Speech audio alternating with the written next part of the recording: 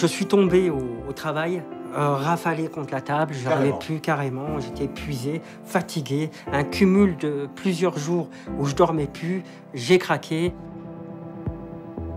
Sous l'œil bienveillant des ministres du Travail qui, depuis plus de 100 ans, occupent le ministère à Paris, est remis le 6e prix du roman de l'entreprise. J'étais en train de faire un cours normalement. Et puis, brutalement, tout s'est arrêté. C'est-à-dire que je ne pouvais plus parler. Je ne savais pas où j'étais. Je ne savais pas ce que je devais faire. Et je voyais juste mes élèves qui me regardaient.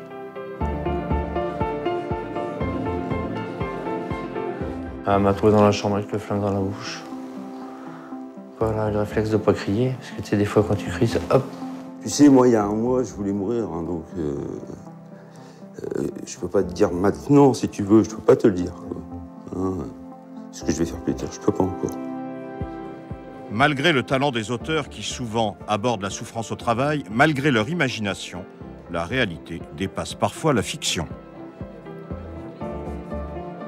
J'ai eu très peur, quoi, quand elle s'est mise à hurler dans le couloir et qu'elle n'en pouvait plus, elle disait qu'elle était nulle, qu'elle ne servait plus à rien, que je voyais... heureusement qu'il n'y avait pas quelque chose pour sauter, elle aurait sauté, je crois. Hein.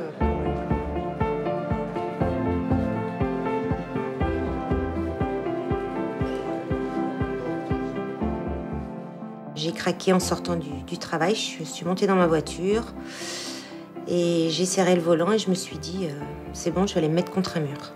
Si on n'arrive pas à tout décharger, comme le patron le fait sur nous, on garde tout pour soi et après ça se fait une grosse boule qu'on garde et après ça sort comme une bombe, on craque. Écoutez, on va commencer cette soirée de remise de prix. Je pense que tout le monde est arrivé, on attend encore quelques petites personnes.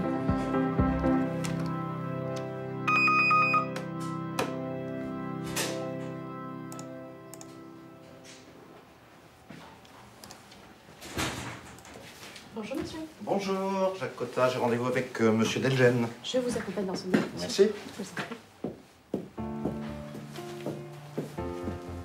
Je suis. Jean-Claude Delgen dirige la société Technologia. Il a travaillé sur les grosses entreprises qui ont défrayé la chronique. France Télécom, Renault ou encore La Poste par exemple, avec leur succession de suicides. La souffrance au travail. Merci. Un marché en vogue. Bonjour. Vous allez bien? Oui, ça va bien.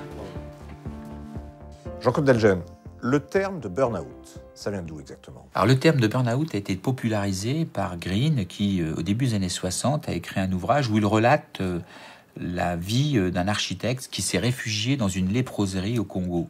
Et donc l'écrivain fait un parallèle entre le mal qui consume l'architecte de l'intérieur, une fatigue chronique très importante, l'épuisement professionnel, et puis la maladie qui brûle de l'intérieur, la lèpre, des lépreux qui sont laissés pour compte dans des villages, qui sont en surnuméraire de la société, qui sont exclus de la société.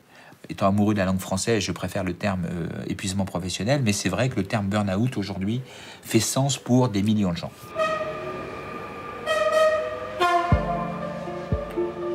Comme toutes les grandes entreprises publiques au service des citoyens, la SNCF a suscité des vocations. Alors qu'il occupait un emploi fixe dans le privé, c'est dans le rail que Khaled, ouvrier spécialisé, a décidé de se réaliser. Pour moi, la SNCF, c'était une grande fierté. Je me suis retrouvé dans une condition où, réellement, concrètement, je me disais, ça y est, la roue tourne. Et enfin, j'ai l'opportunité d'être cheminot, d'être fonctionnaire ou assimilé. Et de me sentir vraiment, citoyen comme tout le monde et d'avoir la chance d'entrer dans une entreprise nationale telle que celle-ci. C'était très, très important. Non pas seulement pour le métier en lui-même, mais pour toute l'histoire de la SNCF, mais en même temps pour le côté éthique et le côté d'être fier d'être français et de servir un petit peu l'État, mais d'une manière autre que de servir d'autres entreprises qui n'appartiennent pas forcément à l'État. Dans quelle situation vous êtes plongé à partir du moment où vous montrez, vous faites vos preuves, et où la direction se sert de vous à la SNCF. Qu'est-ce qui se passe? On me demande de faire la réforme. Alors, c'est quoi cette réforme? Moi, je suis arrivé, j'ai été le premier à être l'agent frein méca. Donc, récupérer les connaissances de l'équipe méca et les connaissances de l'équipe frein et en faire justement une polyvalence. La polyvalence, voilà le terme en vogue dès les années 90. Sous la conduite de l'Union européenne, une vague de déréglementation s'abat. Les gouvernements de droite comme de gauche appliquent les directives. Les métiers et les qualifications des salariés sont remis en question. La SNCF, mais aussi d'autres grandes entreprises publiques sont ainsi visées. Leur capital est ouvert au privé lorsqu'elles ne sont pas simplement privatisées. Comme Khaled, des dizaines de milliers de salariés vont ainsi voir leur vie professionnelle totalement chamboulée. Je suis là, je me retrouve dans une situation où d'un côté, il y a le directeur qui me demande de faire les choses, et de l'autre, les collègues qui justement ne souhaitent pas à ce que cette réforme se fasse. Pourquoi ils ne veulent pas la réforme? Parce que justement, c'est un petit peu leur voler leur savoir-faire. Et en même temps, c'est une humiliation totale. Je veux dire, ils ont une qualification, ils ont une reconnaissance, ils ont un savoir-faire, ils ont un métier, ils ont tout ce qui fait leur personne, leur monde. Je suis l'outil de la direction. Contre les collègues? Contre les collègues. Contre les collègues. Et ça, vous ne vous en rendez pas compte? Sur le moment, non. Non. Alors comment ça réagit, Khaled? Qu'est-ce qui se passe à ce moment-là? Alors, il y a une hostilité manifeste de mes collègues, flagrante, qui devient de plus en plus pesante, progressive avec le temps. Comment ça s'exprime? Ça s'exprime par... on n'a pas envie de vous serrer la main. Le matin, vous venez, lors du briefing, on évite de vous regarder. Ou des fois, il y a des rapports entre eux où ils savent que je suis rentré et on évite de vous regarder. Vous parlez à un collègue, le collègue fait comme si vous n'existiez pas. Ça peut commencer comme ça. Et ensuite, progressivement, c'est des insultes, des surnoms qu'on va vous donner. Après, il y a d'autres collègues qui vont vous citer dans l'enceinte, vous hurler votre nom comme si, vraiment avec une prononciation assez terrible, quoi. Par exemple, mon nom c'est Amoura, on va Amoura dans la galerie où les autres vont ricaner comme des ânes et ça va les amuser. Et du coup, on comprend pas en fait. On se pose réellement, concrètement la question. Mais qu'est-ce qui se passe? Mais qu'est-ce que j'ai fait de mal? Pour s'amuser, on va voler mes clés, mes outils. J'emmène ma caisse, je la pose, je vais intervenir, je reviens, il n'y a plus d'outils. Justement, par la suite, quand je vais devoir réintervenir le lendemain ou quelques jours après et qu'il me manque ces clés-là, je vais les demander. Et on va me reprocher le fait que je n'ai plus mes clés. On va me dire, bah oui, mais tu es responsable de tes outils. Tu dois les avoir. Moi, je ne les prête pas. Il n'y a pas un syndicat qui a été capable d'expliquer à tout le monde qu'en réalité, la réforme était au cœur du problème et que ce n'était pas vous le problème? Dans ces cas-là, je pense que si je me mets à leur place, je pense que le syndicat a tout intérêt de se mettre avec l'ensemble de l'équipe. C'est un cas individuel et en même temps, j'étais un outil de l'employeur, donc c'était tout à moi de prendre. C'était, il y avait une cohésion et donc la cohésion était dans un sens et il fallait pas qu'ils perdent le champ de vision qu'ils avaient, quoi. Arrivé à ce stade-là, vous faites un burn-out. Je tombe dans un burn-out total. C'est-à-dire qu'en fait, ce cumul de pression que j'ai, où on me demande de travailler à l'acharné, et en face de moi, je me retrouve avec des gens qui me mettent des bâtons dans les roues et qui me critiquent, qui m'insultent à longueur de journée. La direction ne vous soutient pas? La direction, non, elle n'a pas trouvé, elle n'a pas jugé utile de me soutenir par rapport à ça. On m'a dit, vous n'êtes pas content, vous avez qu'à aller ailleurs, cassez-vous.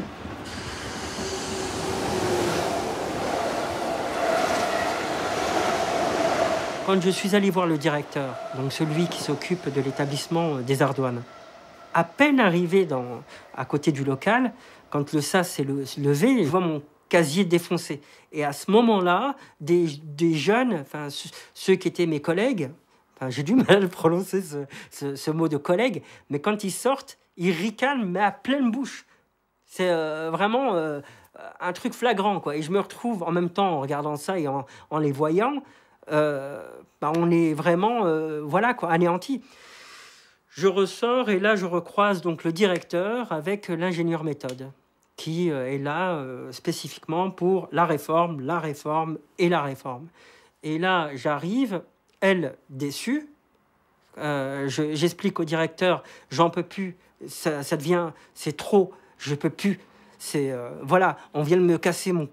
Je peux pas rester. Faut couper là.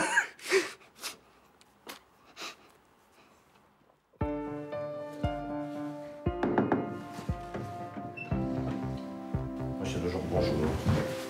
Christophe Dejour, psychanalyste, est un des spécialistes incontestés des questions liées à la souffrance au travail.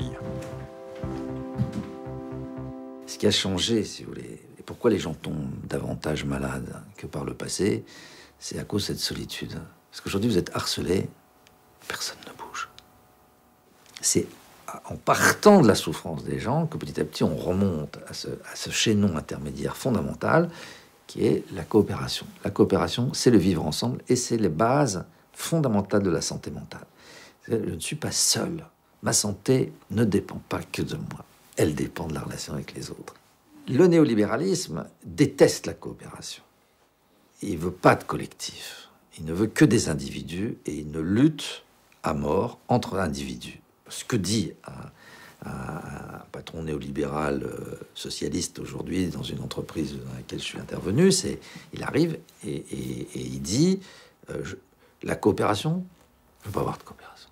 La coopération, c'est le masque derrière lequel se cache le refus d'assumer des responsabilités. Je ne veux que des individus responsables.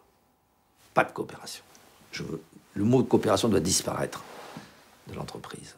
Donc là, on est dans une opposition frontale. Mais moi, c'est pas le néolibéral. Non, c'est la question de la coopération. Là, par contre, parce que c'est le travail, si vous voulez. J'avais un truc qui commençait à s'enfler, je respirais mal la nuit, même la journée quand j'allais au travail, je sentais qu'il y avait, tout n'allait pas, le corps en lui-même, des palpitations, les nerfs, je me retrouvais dans une situation de stress quotidienne, colérique, irritable, voilà, c'était vraiment terrible, vraiment un enfer. Au quotidien. À force, on les a là, quoi. On peut plus. C'est-à-dire qu'on a peur, on a constamment peur de ce qui va arriver, de on prévoit aussi ce qui pourrait encore nous se retomber. Donc, notre cerveau est constamment en travail la nuit, comme le jour, comme tout le temps. Et voilà, là, ça a été un burn-out total. Et pour me calmer, au bout de quelques jours après le repos, je suis allé voir donc l'hôpital pour leur dire bon il y a un truc anormal là qui est en train de se développer en moi. Je veux savoir ce que c'est. Et voilà donc. Voilà, donc il y a eu une tumeur. Donc il y a eu une tumeur qui s'est développée. On m'a arrêté en urgence. On m'a dit stop, vous arrêtez tout. Maintenant, vous allez être opéré dans quelques jours. Et j'étais encore dans cette dynamique de travail, de trucs. J'étais encore dans le stress, mais il fallait encore, je savais pas. Bon, on m'avait encore libéré. Mais la tumeur, ça a été... je sais pas si je dois le dire comme ça, mais ça a été mon rayon de soleil. Ça a été ma joie intense. Ça a été un soulagement. J'ai eu une tumeur, certes, mais ça m'a... Après avoir été l'outil de la réforme, comme il le dit lui-même, après avoir sombré dans un burn-out, Khaled est aujourd'hui placardisé, sans affectation et sans poste. C'est dans Hannah Arendt, Spinoza ou Jean-Jacques Rousseau que cet ouvrier qualifié trouve les ressorts de la résistance et dans le défoulement physique qu'il régénère ses capacités d'endurance.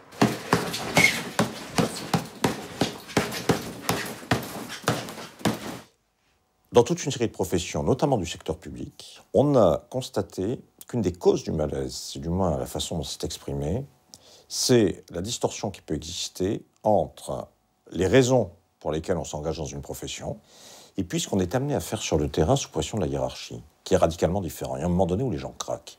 Le service public, non seulement il était un moyen de redistribuer, si vous voulez, de façon tendanciellement plus égalitaire, si vous voulez, des services équivalents pour le vieux comme le jeune, le riche et le pauvre, les hommes, les femmes, quel que soit votre statut, que vous soyez immigré français, bon, tout le monde avait droit à l'électricité, avait droit au transport, avait droit à l'école, enfin bon, l'école française, etc. Bon, aujourd'hui, tout ça est remis en cause d'une manière radicale par les nouvelles politiques publiques. Et donc, il faut faire du chiffre. Et tant pis pour la qualité et tant pis pour les valeurs. Pour les gens qui travaillent dans le service public, c'est une rupture radicale, parce que beaucoup de gens sont entrés dans le service public en acceptant finalement d'avoir des salaires en général assez modérés par rapport à ce qu'on pouvait attendre dans l'entreprise privée à qualification comparable. Mais en échange de quoi, il y avait sinon le prestige, au moins une reconnaissance sociale forte pour le fait qu'on s'engageait quand même. Voilà, le gars qui allait monter les lignes électriques dans la montagne, bah, il les montait dans la montagne, même si c'était un gars qui est perdu là-haut, il avait droit à électricité, chauffage comme les autres. C'est toute une éthique du service public. Et ce qu'on demande aujourd'hui aux gens, c'est de dégrader en réalité la qualité de ce qu'ils font.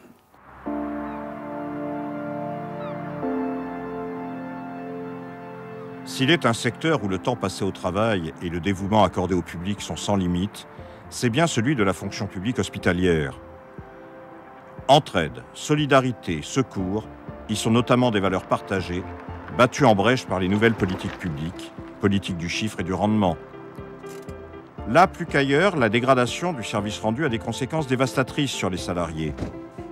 Témoins Hervé et Christine Clément qui se sont rencontrés à l'hôpital. Voilà, c'est ici que j'ai travaillé durant de nombreuses années au service maternité, dont le bâtiment se situe en contrebas. Et vous, Hervé? Moi, j'ai travaillé 30 ans ici, au service informatique, dans les sous-sols des bâtiments qui sont juste à côté de nous. Vous avez été heureux tous les deux ici à l'hôpital de Saint-Nazaire? J'ai été heureuse, oui, durant toute mon activité. Moi, j'étais très heureux parce que c'était une création de service informatique, donc c'est toujours très intéressant. Et puis est venu ce déménagement. Le centre hospitalier a déménagé vers un nouveau site. J'ai fait un premier burn-out. J'ai repris. Et après ma reprise, quand j'ai vu le désarroi et la souffrance des agents hospitaliers, j'ai décidé d'écrire à Madame la Ministre. Dans sa lettre, Hervé Clément retrace le malaise général des hôpitaux publics après le mode de gestion qui leur est imposé par l'Union européenne, mis en œuvre par nos gouvernements successifs, calqué sur celui des cliniques privées. On constate que dans le discours de nos interlocuteurs, donc cliniques, que les objectifs ne sont pas les mêmes. On voit bien que le retour sur investissement doit être très rapide, alors que nous, le retour sur investissement, il doit y en avoir un, bien sûr. Mais ce n'est pas l'objectif. L'objectif, c'est quand même de mettre en place un outil qui serve et qui apporte une aide pour la prise en charge des patients. Mon premier burn-out, il est arrivé le 11 octobre 2012. Je m'en souviens comme si c'était hier. Je suis arrivé ce matin-là à mon bureau, qui était dans l'ancien hôpital. Le déménagement vers le nouvel hôpital était terminé. Je me suis assis à mon bureau, j'ai ouvert mon portable et je suis resté figé pendant 2 heures, 2 heures et demie. Et dans ma tête, plein de choses passaient sur ce que je faisais là, quels étaient les buts que j'avais dans ma vie. Et j'ai fini par envoyer un mail dont l'objet était « J'ai craqué ». J'ai écrit à mon directeur, ma directrice fonctionnelle et mon équipe, et je suis parti. Et vous, Christine, votre burn-out, si vous le situez, quelle en est la cause réelle, à votre avis? C'était le 20 décembre 2011. Donc, j'avais une journée folle. J'étais toute seule au bureau alors qu'on devait être 3 normalement, secrétaires. Ce jour-là, j'ai craqué parce que c'était un trop-plein. Donc, moi, il est plus dû à une non-reconnaissance de ma fonction et du travail effectué. Du harcèlement moral aussi. Et donc ça a duré plusieurs années et jusqu'au moment où j'ai craqué en sortant du travail. Je suis montée dans ma voiture et j'ai serré le volant et je me suis dit c'est bon, je vais aller me mettre contre un mur. Et alors Jade, quand on a ses parents qui font des burn-out, comment on vit ça quand on est l'enfant qui se trouve entre les deux, au milieu? Vous l'avez vu, vous en êtes rendu compte? Très difficile parce que, comme ils disent, ils ont pas... Ma maman, elle était toujours gentille, mon papa aussi, mais là, avec le burn-out, ils étaient toujours méchants, sur les nerfs. Du coup, je me faisais disputer pour rien et c'était assez difficile. C'était pénible. J'avais plus envie de rester à l'école que revenir à la maison. Vous leur avez dit ça? Jamais.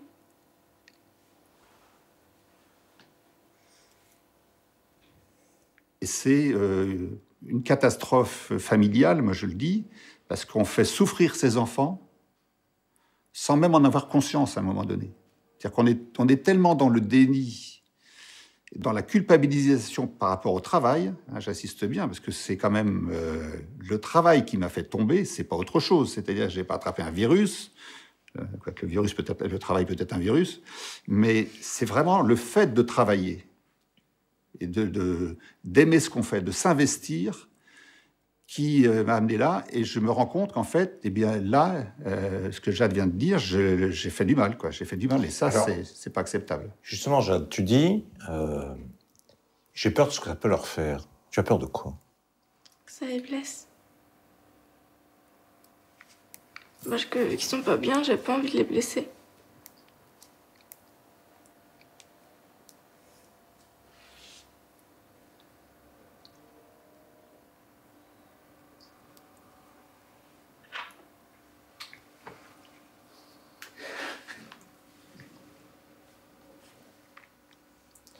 Pourtant, tu sais ce que tu dis visiblement, ils le comprennent, et même, regarde, ils en parlent.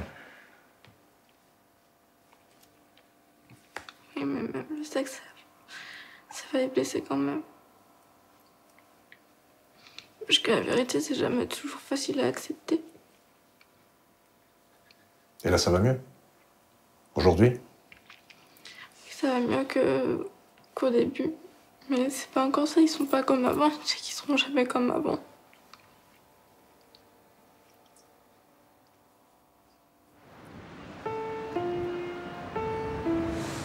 Regarde les mouettes là.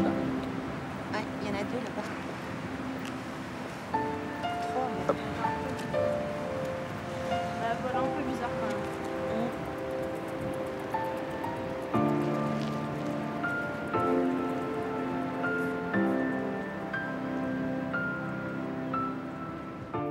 même. Comme les gens sont entrés dans le service public, non seulement pour des valeurs de justice, d'équité entre les différentes personnes, mais également avec souvent de très fortes motivations sur la qualité d'un travail à accomplir, d'un service à rendre.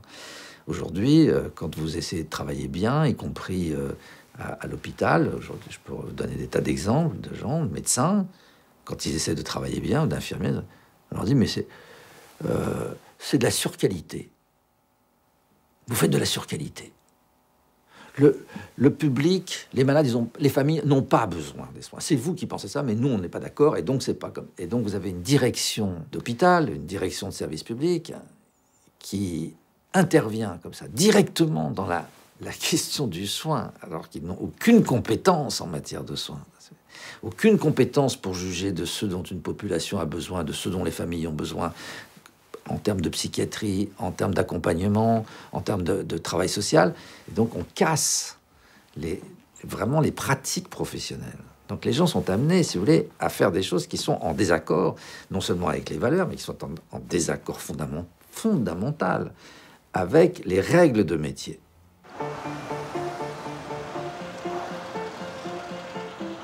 Pression managériale, lutte de pouvoir, rivalités exacerbées, solidarité défaite, voilà autant d'ingrédients qui poussent au burn-out et qui n'épargnent aucun milieu ni aucune fonction. Elisabeth Dess, médecin, s'est longtemps partagée entre l'hôpital et son cabinet. Elisabeth, combien de temps est-ce que vous avez travaillé ici, à l'hôpital Purpan de Toulouse? J'ai travaillé de 1985 à 2001 au service des admissions médicales, devenu service des urgences adultes. Pendant ces 15-16 ans, est-ce que vous avez été heureuse au travail et pourquoi? Extrêmement heureuse, hein, parce que j'avais une activité extrêmement variée. Je continuais à me former. J'étais au contact des soignants occupant des postes très variés. Nous travaillions dans une très bonne ambiance. Est-ce que ça a duré, ce bonheur au travail? Ça a duré jusqu'en 1998, où malheureusement tout a brutalement basculé.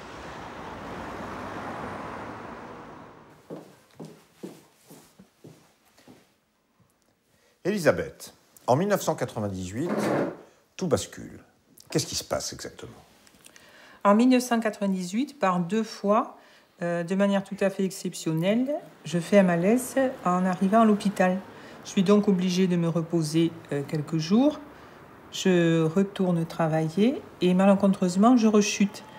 Et lorsque je préviens une collègue quelques jours plus tard que je ne peux pas encore reprendre mon travail, je suis confrontée à quelques minutes de cruauté mentale en direct et extrêmement surprise, des attaques personnelles, des attaques sur ma vie privée et des menaces de suppression de mes vacations si je continue à être malade.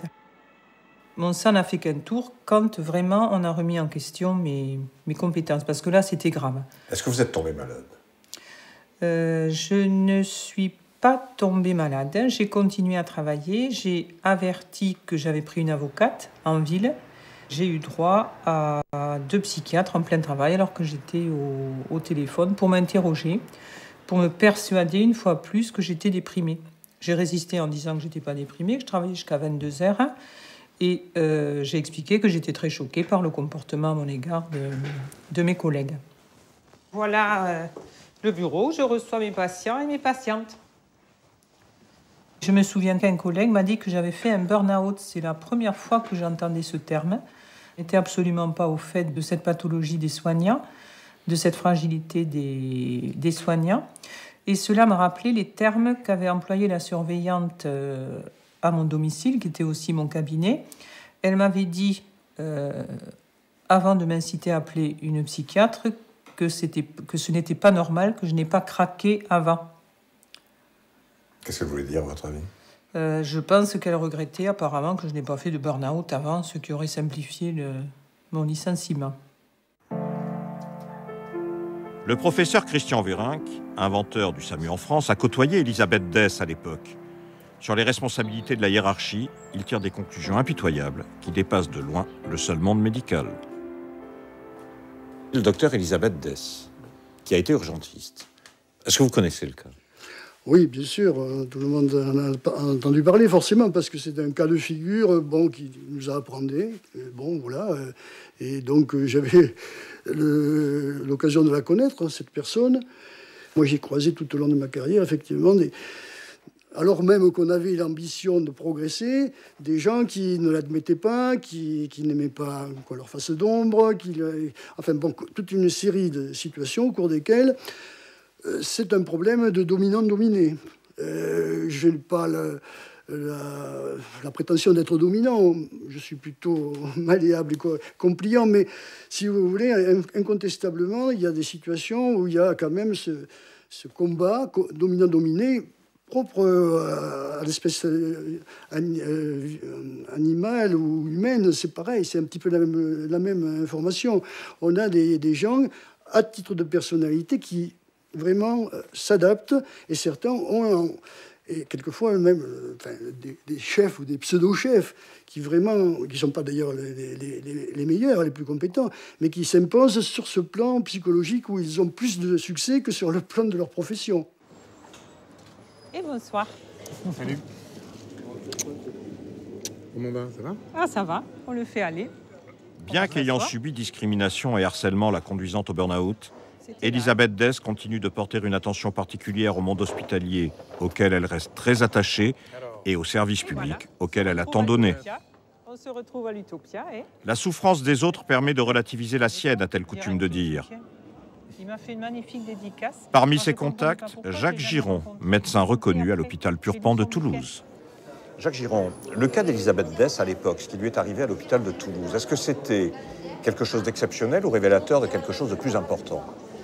Je pense que le cas d'Elisabeth Dess est quelque chose d'exceptionnel dans le sens où Elisabeth est une femme exceptionnelle pour avoir résisté et fait savoir qu'elle avait été harcelée. Parce que je pense qu'il y avait déjà, à cette époque-là, des gens qui étaient harcelés.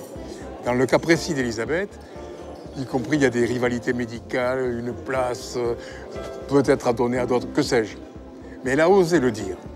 Et c'est ça qui a changé la donne, parce qu'elle a osé résister. D'ailleurs, en face, ils ne s'y attendaient pas.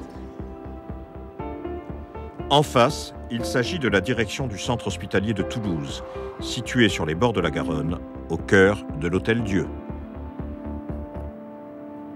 Le problème de harcèlement, moi je dis simplement que c'est très difficile à identifier. C'est tout le problème de la souffrance au travail. On est dans une problématique d'identification dans laquelle se mêlent des questions de stress, des questions de burn-out ou d'épuisement professionnel, des questions de harcèlement moral, des questions de violence, soit ce qu'on évoquait à l'instant, des questions de violence avec les patients ou de violence à l'intérieur des équipes. Donc on voit qu'il y a tout un tas de thématiques qui se croisent sur cette notion de souffrance au travail et qu'il est parfois difficile de les identifier.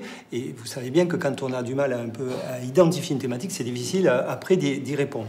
Quand on voit par exemple qu'on propose du personnel ce qu'on appelle la polyvalence, qui est une ineptie au point de vue du goût au travail.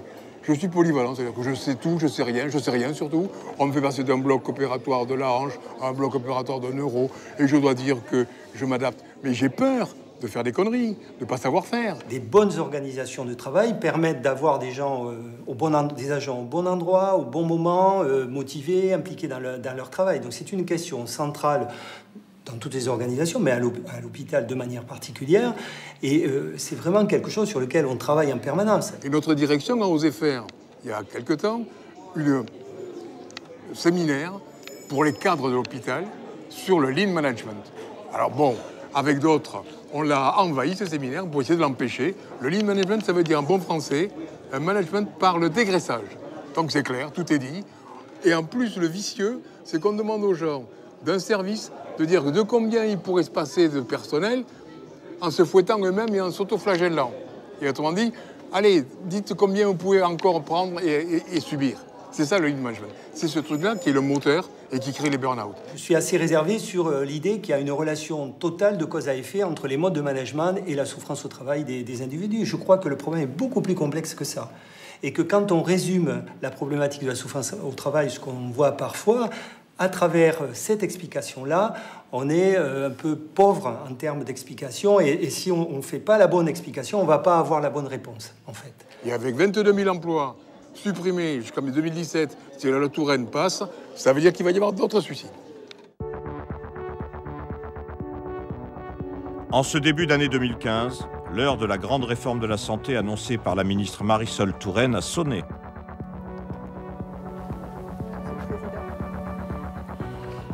C'est un texte de responsabilité économique. Responsabilité économique, sociale et politique. 22 000 emplois sont supprimés, conséquence des restrictions budgétaires, après les 20 000 rayés d'un trait de plume dans la loi Bachelot du précédent quinquennat. Les lois successives des gouvernements Hollande et Sarkozy inquiètent d'autant plus les personnels en poste qu'elles entraînent surcharge et épuisement professionnel. Vous avez une approche, vous allez dire que je fais de la langue de bois, vous avez une approche un peu mathématique des choses. Bah oui. Moi, je vous dis qu'il faut augmenter le gâteau des recettes. On est aujourd'hui en difficulté avec des cliniques toulousaines qui sont très agressives. C'est peut-être partout pareil, mais nous, elles sont particulièrement agressives. Il faut gagner des parts de marché sur le privé? Eh bien, il faut des patients. Moi, je ne vous parle pas de parts de marché, ça revient, ça. Des patients qui sont partis dans le privé et qu'on veut qu'ils reviennent à l'hôpital public. Et comment vous allez faire les revenir à l'hôpital public avec des centaines de postes en moins et des moyens en moins? Ma question, elle reste entière, monsieur. Monsieur Cotta, ce qu'ils mettent en avant, ce n'est pas des problématiques d'effectifs. Toutes les enquêtes, Dominique vous le direz, toutes les enquêtes, c'est les histoires de téléphone, de qualité hôtelière, de on ne m'a pas donné l'information, de mon médecin traitant n'est pas au courant de que j'étais hospitalier. Voilà, c'est ça. Et vous pensez qu'avec des moyens en moins et des centaines de postes en moins, ça va s'arranger? Mais pourquoi on ne le fait pas aujourd'hui, alors qu'on a encore les moyens? Ah ben ça, c'est une autre affaire. Vous voyez? Non mais attendez, ça c'est votre problème actuel, je suis d'accord. Moi, je me place dans l'avenir avec la loi Touraine qui arrive. Vous pensez franchement que ça va pouvoir s'arranger avec des centaines de postes en moins et quelques centaines de milliers d'euros en moins? Alors qu'en effet, comme vous le dites vous-même, vous n'êtes pas capable de le faire aujourd'hui? On n'est pas, mais on pourrait le faire, c'est ça qui nous... Oui, mais vous ne le faites pas. Expliquez-moi comment vous allez le faire avec des centaines de postes en moins et des centaines de milliers d'euros en moins. Comment vous allez faire? Cette dégradation, il faut bien reconnaître que nos gouvernements et nos politiques publiques ne sont pas contre. C'est la vision générale des politiques publiques de Sarkozy, la RGPP, mais aujourd'hui le New Public Management, ils sont pas du tout hostiles à une dégradation du service public. Ils pensent que voilà, l'État-providence c'est terminé, et puis c'est vrai qu'il y aura plus d'injustice, plus d'inégalités, mais c'est comme ça, ils sont néolibéraux, tous.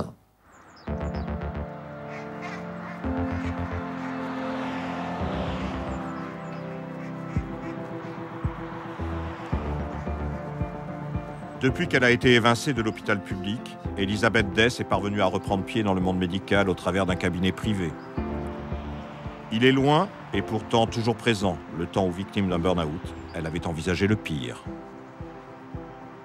Vous voyez, je n'étais quasiment jamais venue au bord de ce canal pendant mes 20 ans d'exercice dans l'immeuble qui lui faisait face. Mais un jour, au terme de 10 années d'efforts, à cause d'affres financiers, d'un harcèlement téléphonique ininterrompu, j'ai eu pour la première fois de ma vie des idées suicidaires. Et pour la première fois de ma vie, j'ai pensé à me mettre à l'eau, mais je n'y suis pas parvenue. Je ne savais même pas quel pied mettre devant l'autre pour rentrer dans l'eau. Et j'ai été sauvée par quelques policiers qui faisaient leur jogging au bord du canal.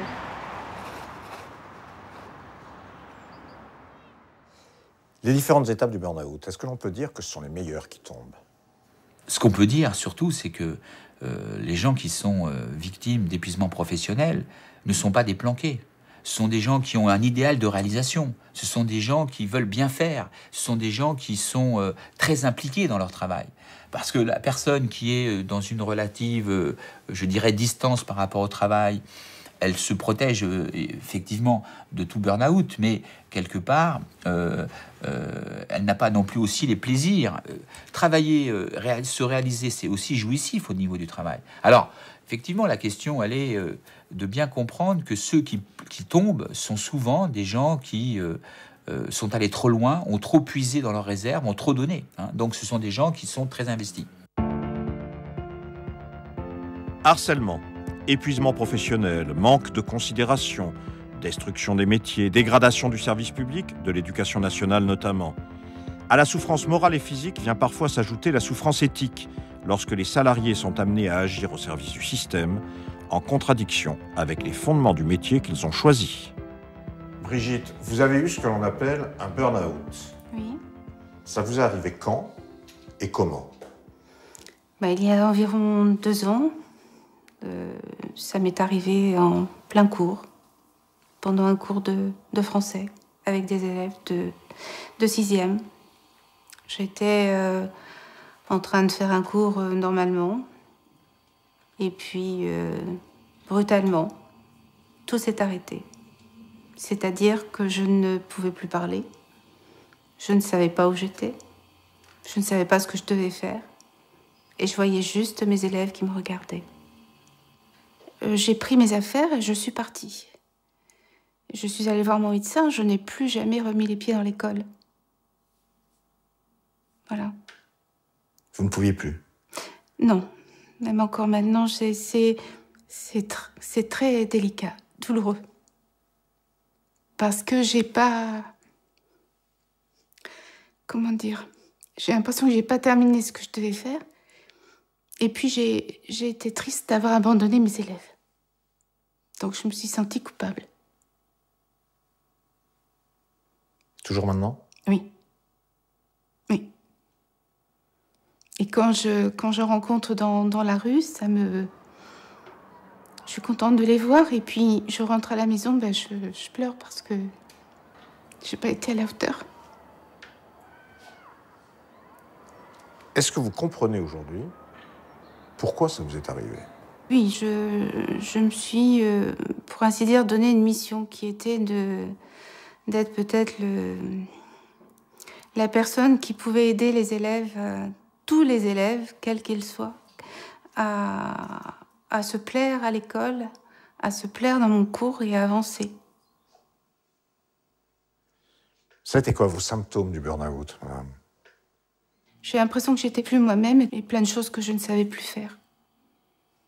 J'étais perdue, tout le temps perdue. J'avais besoin de mon mari pour m'aider, pour faire les courses. On va arriver au banc, là. Et les symptômes, c'était aussi de ne plus avoir confiance en moi et de mettre des post-it partout pour ne rien oublier. Enfin, il y a beaucoup de choses qui ont changé. Est-ce que vous avez le sentiment que l'éducation nationale a été à la hauteur? Quand mon poste a été supprimé, peut-être que j'aurais aimé qu'on me le dise autrement que par un courrier. De voir écrit que mon poste était supprimé, c'était me dire que plus jamais je pourrais retravailler. J'estime que j'étais quelqu'un de bien, de consciencieux, et j'aurais aimé qu'on prenne ça en compte, quelque part, et qu'on me laisse pas comme ça, voilà, comme un numéro. Les enseignants souffrent beaucoup. Une étude qui était d'ailleurs récente, lancée par la MGEN, montre qu'un bon tiers souffre au niveau de l'éducation nationale. Ce qu'il faut comprendre dans l'éducation nationale, si vous voulez, c'est que vous avez déjà une perte de statut. Au début du siècle, l'enseignant, rappelez-vous la gloire de mon père, l'enseignant, c'est véritablement le tribun dans le village, c'est celui qui s'oppose au curé, c'est celui qui porte la laïcité, les hussards noirs. Il y a une grande histoire de l'enseignement en France. Bon. Effectivement, aujourd'hui, cette image est en train de se banaliser et le manque de revalorisation des salaires fait que aussi les enseignants vivent mal cette image négative que porte la société sur eux.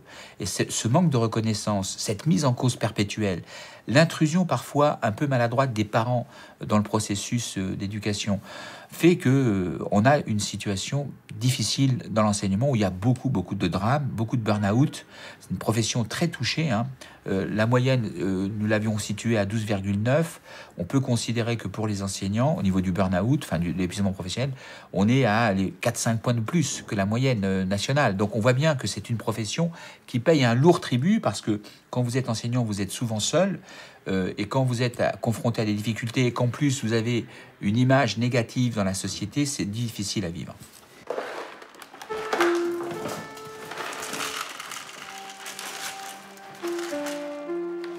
Doucement. Voilà. Viens mon loulou. Voilà. Alors bon, il m'apporte pas forcément le même amour que les... Comment dire, que les lapins ou que les furets, mais voilà, je les aime. Je suis utile pour eux. Sans moi, sans nous, ils meurent de faim, quoi, parce que voilà, ils sont tous nés en captivité, donc ils ne savent pas... Enfin, ils savent chasser, mais à l'intérieur de la boîte, quoi. C'est important, vous dites je suis utile pour eux, ouais, c'est important, ça. Ouais, se sentir utile, c'est vrai que quand on est descendu très bas et qu'on s'est dit, en fait, je sers à rien, je suis plus bonne à rien, eh bien, se rendre compte qu'il y a quand même des petits êtres, mes lapins, les furets, les pitons qui ont besoin de nous pour vivre. T'es beau. Votre burn-out, c'est venu comment? La façon dont il fallait enseigner correspondait plus du tout à ce pourquoi j'étais rentrée dans l'éducation nationale. C'est-à-dire?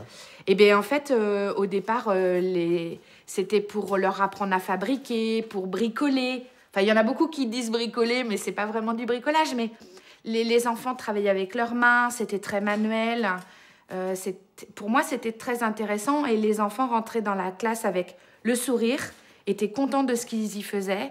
Et ressortait avec le sourire. Et pour moi, c'était quelque chose de très important et de valorisant. Et ça a changé? Et ça a changé. Dans quel sens? Eh bien, en fait, les programmes ont changé. C'est devenu très théorique.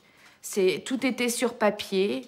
Et en fait, les dernières années, j'entendais plus que mais ça sert à quoi la technologie? On n'y fait plus rien, on fabrique plus, on passe notre temps à écrire ou sur les ordinateurs. Et en fait, voilà, ils savaient plus pourquoi ils étaient là. Et moi, je savais plus ce que j'enseignais et pourquoi j'enseignais. Et vous avez craqué. Et moi, j'ai craqué. Mais j'ai mis longtemps avant de craquer. J'ai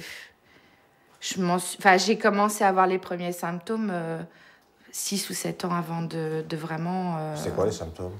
Malade. J'ai déclaré une fibromyalgie. Les veilles de reprise de vacances, j'étais malade, des nausées, maux de ventre, migraines, et puis cette angoisse de retourner à l'école, quoi. Nathan, si vous aviez un vœu à formuler, quel serait ce vœu? Quel serait votre vœu le plus cher? Mon vœu le plus cher serait de voir ma mère de nouveau bien. Ça a touché tout le monde autour de nous. Ma mère a fait sa dépression due à son burn-out, à différents d'autres problèmes. Mais mon vœu le plus cher, ce serait vraiment de la voir sourire de nouveau. Nathan! Oui? Nathan, viens là, s'il te plaît. T'as donné à manger au lapin? Je vais avoir 18 ans, je vais bientôt être majeur, j'ai besoin de ma mère. Je vis avec elle le week-end, je suis interne. Et ça me permettrait d'aller plus loin, de pouvoir atteindre mes objectifs. Et voir ma mère aller mieux, ce serait vraiment mon vœu le plus cher. Inouk, viens là. Regarde. Viens. Tiens, mon cœur. T'en veux? T'en veux pas? Ma maman n'a pas compris au départ parce que ma maman a aussi, pour d'autres raisons, vécu une dépression et m'a répondu la première fois mais faut que tu ailles travailler. Moi, c'est comme ça que je m'en suis sortie. Et je lui ai répondu non, mais maman, t'as pas compris. Moi, c'est le travail qui me rend comme ça. C'est aller travailler, c'est m'enfoncer un peu plus. Donc, elle a fini par comprendre. Par contre, mon papa, j'adore mon papa, mais il aime pas trop les fonctionnaires. Comment veux-tu être malade en travaillant 18 heures par semaine? Vous ne faisiez que 18 heures? Non, oh là là, 18 heures en classe.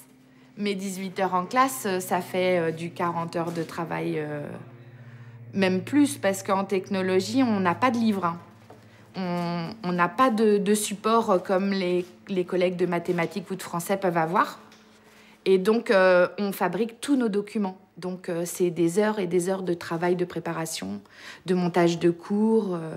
Après, il y a moins de corrections, effectivement, mais bon, voilà. Et puis les conseils de classe, et puis les réunions parents-prof. Vous vous sentiez dévalorisé en tant que prof? Ouais, complètement. J'ai l'exemple d'un élève. Un jour, on était en salle multimédia et donc, comme j'avais quelque chose à leur expliquer à tous, pour éviter de crier, on met les casques et puis je parle dans les casques et j'entends un élève dire « Oh, qu'est-ce qu'elle me fait, cette pétasse !» Et donc, j'arrête, je savais qui c'était, je me fâche. Voilà, je mets un mot dans son carnet et à la réunion parents-prof qui avait lieu pas longtemps après, je demande à voir la maman et donc je lui explique. Et la maman regardait son fils en lui disant « Je t'avais déjà dit que t'as le droit de le penser, mais faut pas le dire quand même. Hein. » Et là, je suis restée comme de ronde flanc, comme on dit.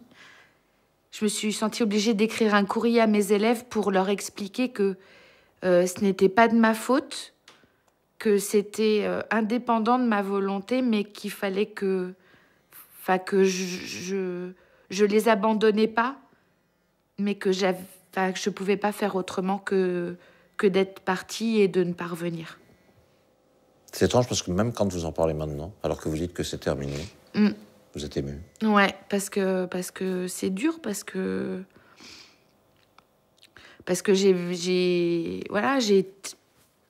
j'ai eu du mal à l'admettre.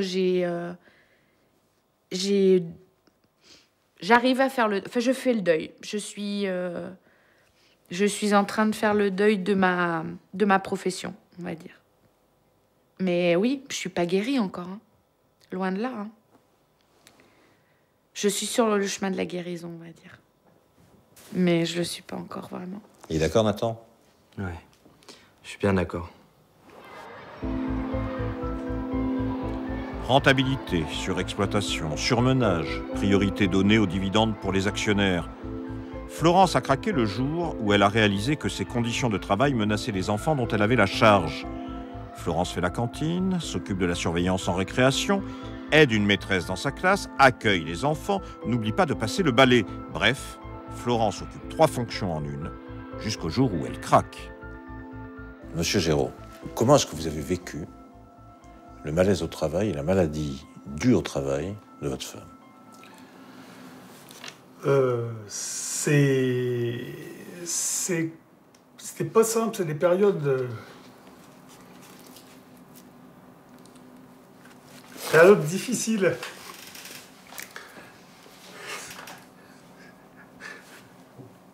C'est la première fois que j'en parle, mais c'est vrai que ça a été, ça n'a pas été simple. On se demande vraiment ce qu'elle allait devenir, quoi. Et puis, bon, c'est vrai que quand vous rentrez pour midi, pour déjeuner, pour être avec elle, elle était couchée, quoi. Elle était complètement, elle a des horaires complètement décalés. On a vécu ça pendant 1 an et demi, 2 ans. Hein, ça a été assez pénible. À un tel point d'ailleurs, on en a déjà parlé, on a eu une discussion quand même assez sérieuse je me suis posé la question de la quitter, quoi. Est-ce que, moralement, vous avez eu, à un moment donné, envie d'en finir? La seule fois où j'aurais pu passer à l'acte, c'était lors d'une visite à la médecine du travail, 1 an après, pour continuer le dossier. Et ce jour-là, elle m'a annoncé que l'école, c'était fini.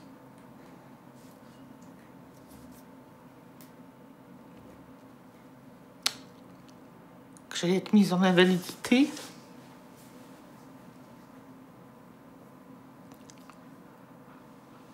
Alors en même temps, c'est un soulagement, parce que vous dites, la page, elle va se tourner. Et je me vois sortir de chez elle, traverser la route. Puis vous dites, tu pourrais traverser, ça pourrait se finir. Il suffit d'attendre un camion, une voiture.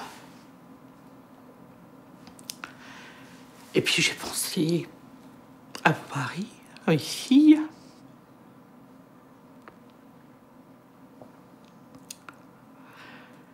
Et je me suis dit, ils ont eu ton travail, ils ont eu ta santé, tu leur laisseras pas ta vie. Et j'ai décidé d'attendre le feu rouge.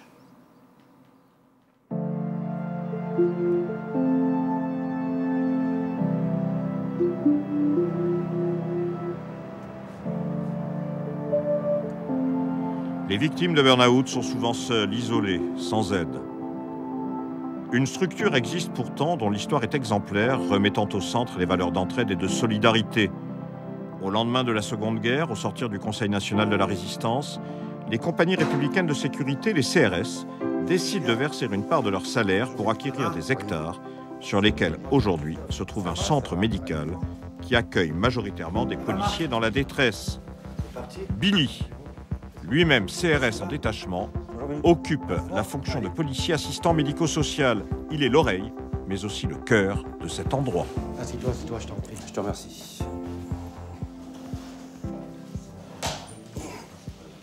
Déjà, quand tu as fait cette démarche au départ d'aller voir un psychiatre, c'était suite à quel genre de problème? Je suis rentré dans la police à 20 ans. Oui. Il y a 20 ans, en région parisienne, il y avait, je sais pas toi si tu te souviens, mais c'était pas la même ambiance quoi, dans les services. C'était pas la même police non plus. C'était pas la même police, c'était pas la même ambiance.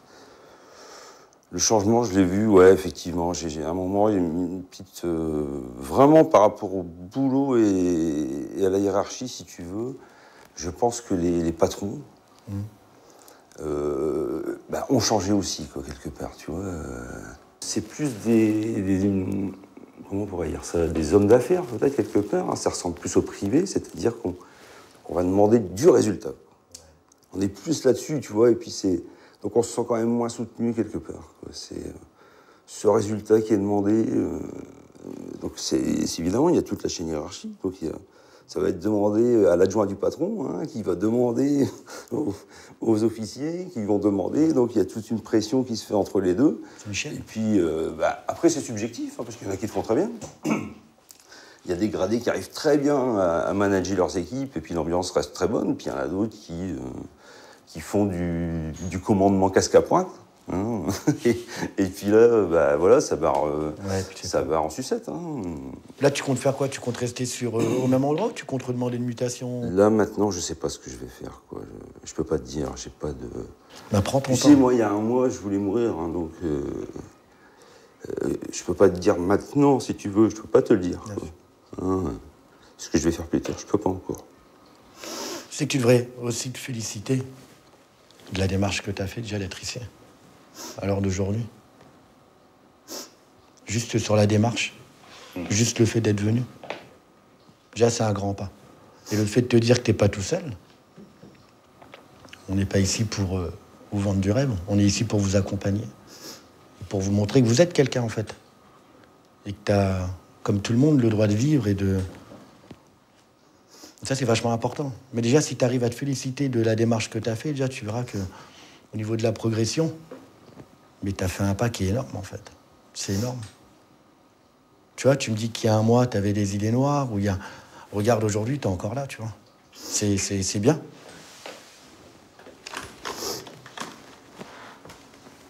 Et ça va le faire. Et puis, tu es encore là. Non, mais t'excuses pas. T'excuses pas. Surtout, t'excuses pas. Et puis, c'est que t'avais besoin.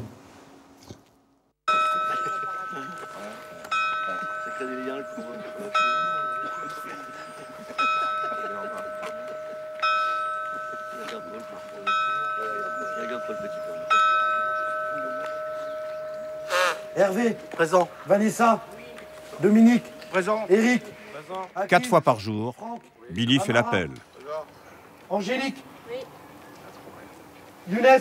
Présent. Sébastien. Présent. Dans ce cadre idyllique, la discipline est de rigueur. Rien n'est laissé au hasard. Nicolas. Présent. Hervé. Présent. Billy veille sur ses ouailles, les dirige l'un vers le cabinet médical ou l'infirmerie, l'autre vers Aurore, l'assistante sociale, l'autre encore, pour toute question particulière, vers Frédéric, la directrice du centre. Grégory, Thibault, Loïc, Daniel, Christophe. Sur ce, vaquer. Ça va, Greg? Salut, Bill. Au bureau, et toi? Ouais. L'ancien CRS, aujourd'hui assistant médico-social, demeure attentif. Chaque jour, le défilé reprend dans son bureau. Alors, tu sais quand les gens ils te tendent la main? Ouais, je sais. Faut la prendre. Mais le problème, c'est que la première fois qu'on me l'a tendu, c'est... J'avais 7 ans, c'était ma grand-mère. Et vous, maintenant? À 42 ans. Ouais, là, il n'y a pas d'âge. Après, par la suite, quand tu vas sortir, là, au niveau de ton travail, au niveau de tout ça, par rapport à les difficultés que tu as rencontrées, c'est des choses... Le harcèlement, ça va recommencer. Je sais comment il fonctionne et c'est dur, parce que je vais au boulot, j'ai la boule au ventre, je suis pas bien, j'ai des angoisses. Ça fait 6 ans que ça dure. Le commandant, le capitaine, mes chefs, les chefs du gérant, ça fait 6 ans que ça dure, c'est tous les jours que Dieu fait. Bah, tous les jours, c'est du harcèlement, c'est... Puis tu vois, depuis 1 an et demi, j'en étais rendu chez moi, à la maison, tout seul, à boire. Je buvais en cachette, je fumais des joints, je mélangeais des médicaments dans les bouteilles d'alcool. Parce qu'en fait, je voulais m'endormir et puis partir. T'as eu un trop-plein. Et puis, au bout d'1 an et demi, quand j'ai vu que ça allait pas, un jour, j'ai pris le pétard. Je l'ai mis dans ma bouche. Puis j'ai pris le téléphone. C'est où ça répondait ou ça répondait pas. Ça a répondu. Et quand j'étais au téléphone, j'avais le flingue à la main, ma femme est arrivée. Donc elle a eu la décence de pas crier.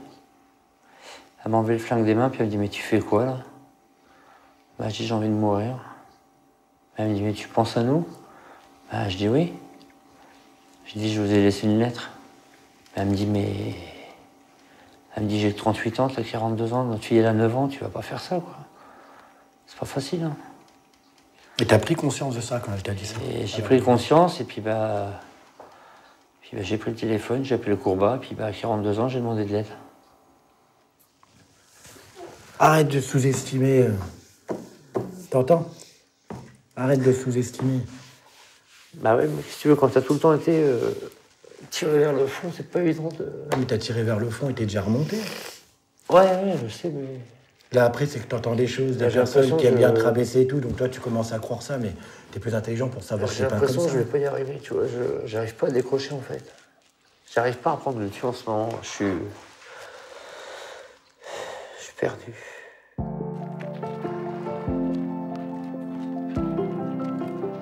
Sport, piscine, activités multiples et variées, équithérapie ou même canard-thérapie. Dans une totale liberté bien encadrée, tout est en place au Courbat pour tenter de vaincre le burn-out. D'où vient la décoration de votre bureau, Billy? Donc ce tableau, c'est un tableau qui a été fait à l'atelier de création. Il y a beaucoup de patients qui se sont mis dessus. Tout le monde a mis sa petite touche personnelle. Donc c'est un tableau, on va dire, pour moi, qui représente un condensé de la société. Donc là, admettons, il y a marqué fuck, ici liberté, justice, amitié, plaisir, maltraitance, romantique. Donc c'est un peu un mélange de tout, la Renaissance. Des policiers, mais aussi d'autres professions occupent aujourd'hui les places du Courbat lorsqu'elles sont libérées. Les différents stades de l'épuisement professionnel se ressemblent et se côtoient. Ça, c'est un collègue CRS, Compagnie républicaine de sécurité, qui est venu en post-cure, qui est sorti de mon bureau après un entretien individuel et qui m'a dit je te remettrai... Addiction à l'alcool ou aux médicaments, à la drogue parfois, stress ou léthargie, décomposition morale ou physique, toutes les manifestations du burn-out ont cours dans le bureau de Billy. Alors il y en a un qui est un peu plus artistique et qui représente beaucoup pour moi. Donc ce tableau a été fait par un collègue policier aussi, qui m'a été remis à sa sortie. Et c'est un collègue qu'on a perdu qui s'est suicidé. Donc j'ai beaucoup d'émotions quand je regarde ce tableau, et c'est un tableau que je laisserai tout le temps dans mon bureau. C'est au tour de Christophe d'attendre. Christophe, chef d'entreprise qui a fait ses armes comme commercial et qui a sombré au fil du temps dans un burn-out à répétition. Ah, salut Billy. Bon, tu vas, Christophe? Ça va, ça va. Ouais. Avec moi. Vas-y, assis-toi.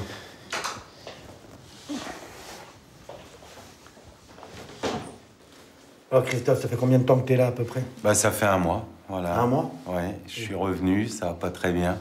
La deuxième fois, là? Ouais, deuxième fois, bah, je suis venu déjà au mois d'avril, avril-mai. T'étais venu pour... Bah, j'étais venu un peu pour tout ce qui concerne le burn-out, hein, au niveau professionnel. Si tu te souviens, j'avais eu beaucoup de pression. J'étais responsable commercial, j'avais eu de la pression par les supérieurs que je devais remettre sur les employés. Bon, ça a été cause de ma rechute. C'était pour la hiérarchie inadmissible qu'un commercial compte ses heures en disant, voilà, moi je remettais une pression en disant simplement, voilà, aujourd'hui votre salaire, vous le faites par votre travail et votre temps de travail. Sans finalement, le jour où je me suis rendu compte qu'en mettant cette pression, bah, on met à l'écart la vie de famille, les loisirs, tout ça. Toi, il fallait que tu puisses expliquer ça à l'employé. Oui, il fallait lui tu expliquer rentreras ça. pas à l'heure ce soir. C'est pas possible, appelle tout ce ta qu'on te femme. demandait, toi, derrière. T'as pas eu fallait des que- résultats, mais mercredi, t'as terminé plus tôt. Vendredi, t'as terminé plus tôt. T'avais 20 prospects à faire dans la semaine, t'en as fait 15. T'en fais 20. Il y avait toujours, on va dire qu'on ait réponse à tout. Parce que c'est super simple de dire à un commercial, ton salaire, tu vas le faire sur le terrain par ton temps de travail. Donc s'il n'a pas un nombre de prospects, s'il n'a pas un temps de travail en rapport avec ses résultats, on peut tout de suite lui tomber dessus. C'est même très simple. Il n'y a pas plus simple. Il n'y a pas plus simple. Beaucoup de contrôle. Donc du contrôle par des réunions hebdomadaires, des réunions le matin pendant 1 heure où on brief, on le fait un peu à l'américaine pour les motiver, et avec des objectifs à la journée. Alors des contrôles qui au départ étaient à la semaine et après on fait du contrôle régulier à la journée, avec des rapports à rendre à la journée. Ouais, c'est une grosse pression quand même. Ah bah oui. Même si le commercial a 2000 € par mois, le patron va le pousser à faire 2005. Même si le commercial est très heureux à 2000 € par mois. Je te parle de chiffres, tu comprends?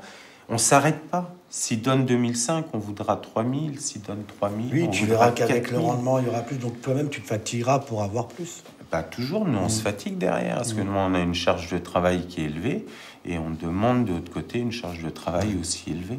T'as plus de vie. Ça va les premières années, on est jeune, on est motivé, puis il y a un moment, on se dit que c'est trop lourd, c'est trop dur. Ouais. Ouais, C'est ce que j'ai fait, et je suis venu te revoir. Bah, t'as bien fait de revenir. Ouais. T'as bien fait, t'es revenu au bon moment. Oui, je pense. Voilà. Après, faut pas trop attendre. Non, tu me l'avais dit la première fois. Voilà. Ça marche, Christophe? Merci. De rien, tu plaisantes. De toute façon, on se revoit. On va être amené à se revoir comme plusieurs fois. d'habitude. Une fois par semaine sonne l'heure de vérité. Alors que de nouveaux font leur entrée au Courbat, d'autres, le cœur serré, font à leur manière leurs adieux avant de rejoindre leur unité et de retourner au front. Je vais laisser Elsie prendre la parole.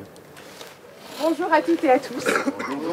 Vendredi, jour de l'atelier d'écriture. Donc, comme d'habitude, à l'issue de l'appel, venez me voir pour que je vous répartisse en fonction des groupes du matin et de l'après-midi.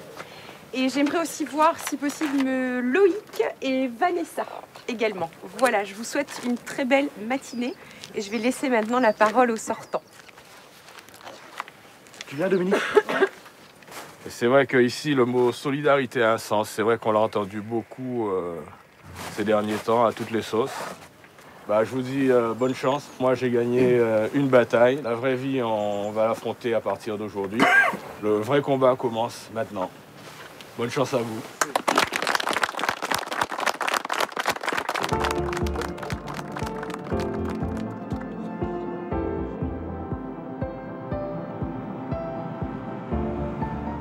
Ils sont nombreux, invisibles et pourtant bien réels, à chercher à reprendre pied dans la vraie vie après être tombés au champ d'honneur du travail. Jean-Claude Delgen fait des milliers de kilomètres dans toute la France pour aller à leur rencontre. Les témoignages se suivent et se ressemblent. Demeure alors une question. Qui prend en charge ces centaines de milliers d'anonymes victimes de burn-out ?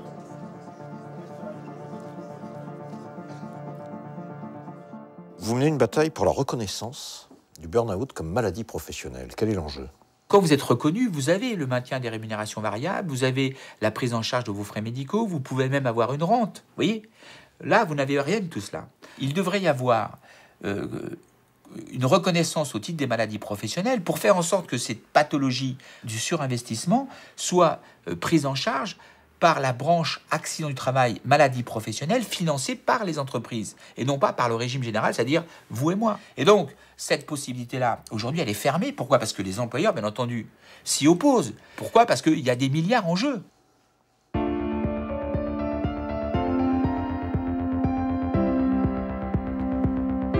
Alors que le travail devrait permettre épanouissement et bonheur, il engendre parfois tourments et détresse.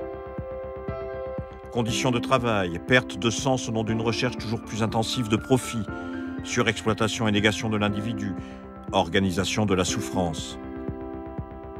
Mais est-ce le travail qui est responsable ou bien plutôt les choix politiques, économiques et sociaux qui dominent et asservissent l'individu au détriment de l'intérêt général ?